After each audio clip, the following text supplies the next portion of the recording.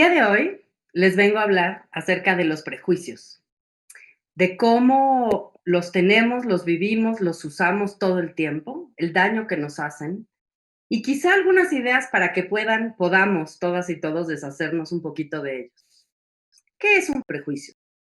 Un prejuicio es una idea preconcebida que tenemos acerca de alguna cosa, alguna persona, alguna situación. Los tenemos porque nuestro ser animal los necesita. Necesitamos identificar si se acerca un animal peligroso o si sentimos que tiembla la tierra, poder salir corriendo, poder activar las alarmas de defensa, de cuidado, de lo que se requiera para salir de peligro. O sea que los prejuicios son útiles en la medida en la que nos pueden prevenir de correr ciertos riesgos. Sin embargo, más allá de esa cuestión más vinculada con lo animal en nosotras y nosotros mismos, toda nuestra civilización, los avances tecnológicos, las enormes transformaciones sociales que hemos vivido a lo largo de la historia de la humanidad y particularmente en el siglo XX y el siglo XXI, desafortunadamente no nos han quitado muchos de estos prejuicios, estereotipos, estigmas que tenemos las unas hacia las otras, los unos hacia los otros, y nos quitan muchísima libertad en la toma de decisiones personales y sociales. ¿A qué me refiero cuando hablo de prejuicios? Me refiero a pensar que una mujer está construida biológicamente para ser cuidadora y un hombre no. Me refiero a todas las ideas en torno a la discapacidad, que las personas con discapacidad no van a ser nunca productivas en el trabajo, entre muchas otras cosas.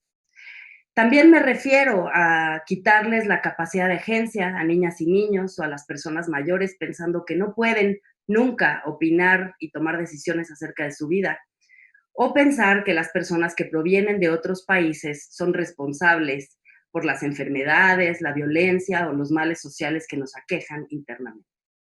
Todas estas ideas preconcebidas vienen de categorías que hemos creado socialmente y que consideramos que por una o algunas pertenencias, algunas características, muchas veces simplemente por ver a una persona, su color de piel, el color de su pelo, si tiene o no tatuajes, ya sabemos si esa persona es valiosa o no, es buena para el trabajo o no, va a hacerme daño o no.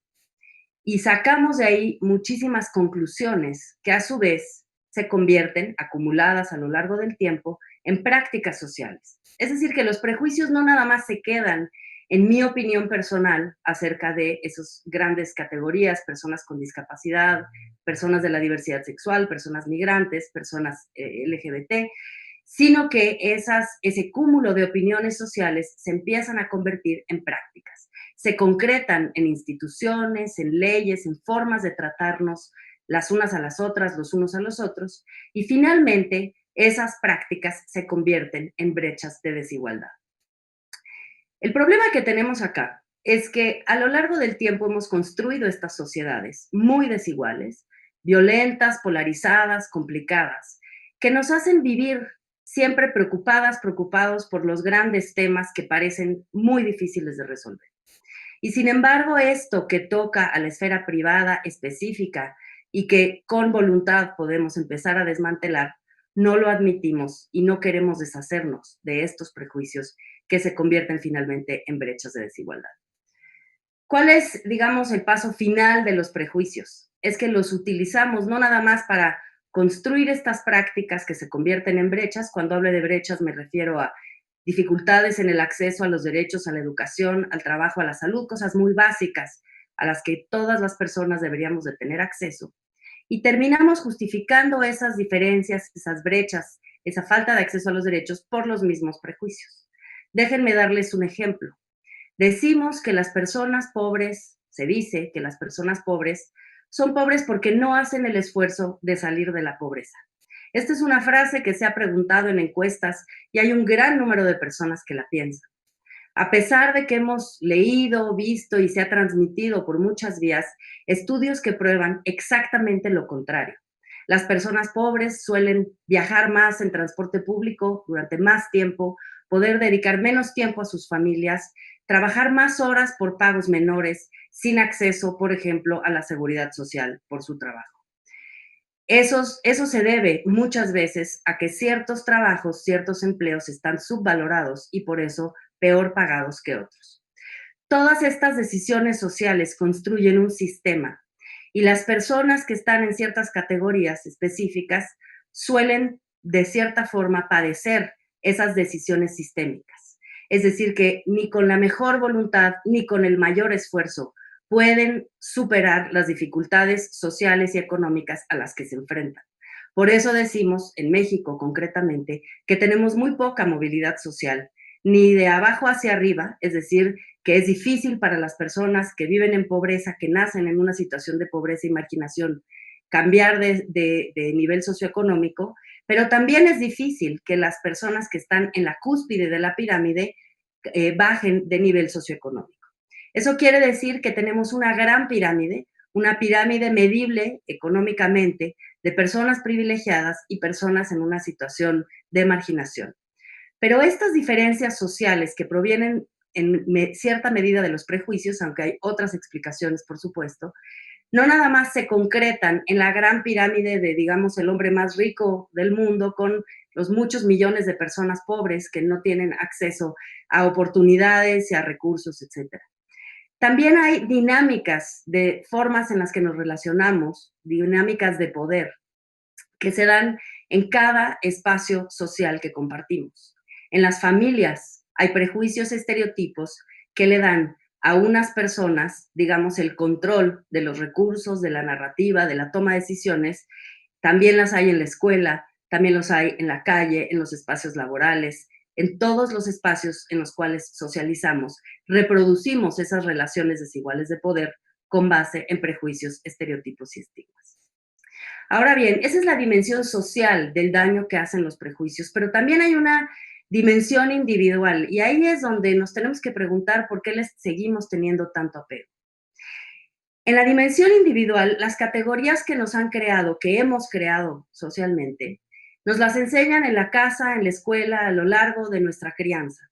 Pero finalmente decidimos todos los días permanecer en ellas, creer en ellas y seguir repitiendo estos patrones de conducta. Y eso no solo le hace daño al otro que tengo enfrente, sino a mí misma. Cuando yo estoy construyendo mi identidad, en la medida en la que yo tengo apego a esas categorías y las juzgo, ser mujer es mejor que ser hombre, o más bien ser hombre es mucho más valorado que ser mujer, aunque soy mujer, eso pasa. O por ejemplo, que jugar fútbol, aunque no me toca por ser mujer, es mejor que cuidar a niñas y a niños, que eso sí me toca por mi biología. O, por ejemplo, personas que piensan que la diversidad sexual es antinatural, en lugar de pensar que es parte de la gran diversidad humana, o que las personas que provienen de otros países hacen daño.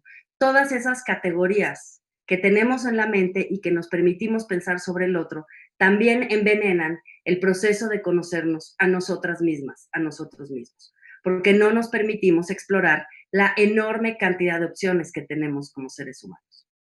Por eso el día de hoy me gustaría invitarles a que repensemos los prejuicios, los estereotipos y los estigmas y nos hagamos cargo de que sí está en nuestras manos cambiar, renunciar a algunos de estos para permitirnos conocer a las demás personas y cambiar la manera en la que prejuzgamos sobre quiénes son, lo que pueden hacer y el valor que aportan a nuestra vida y a la sociedad. Que nos comprometamos primero con identificar esos prejuicios en nosotros mismos y esta no es una tarea fácil porque hay prejuicios que tenemos muy a flor de piel y que podemos identificar, pero hay otros que se llaman sesgos implícitos, que no son tan fáciles de identificar. Los sesgos implícitos se activan cuando tengo enfrente a una persona sin que yo realmente me dé cuenta que tengo ese prejuicio. Un ejemplo muy concreto de eso es cuando una persona entra a una entrevista de trabajo.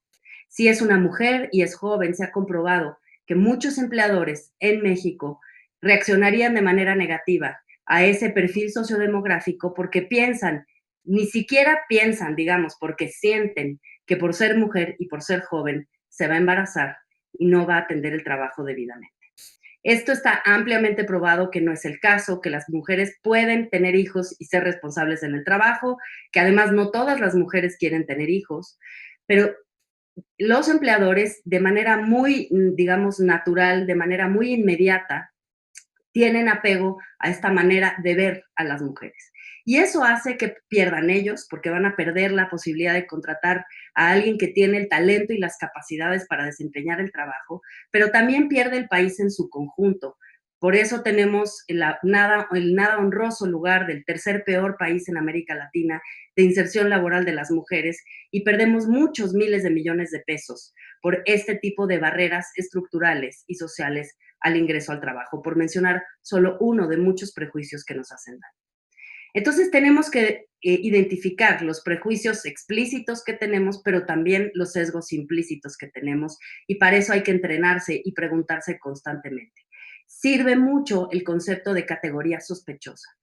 Cuando subvaloramos o consideramos que una persona no es capaz y pertenece a uno de los grupos históricamente discriminados, que son muchos, desafortunadamente, tenemos que tener sospecha respecto de nuestro propio juicio.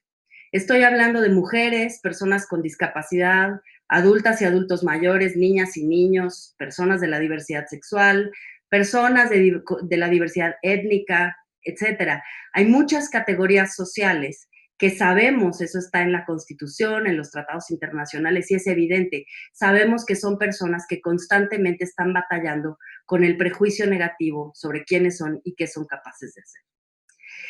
Hay otra cosa que es importante acá y es detectar nuestros privilegios, cómo nuestros privilegios provienen de los prejuicios.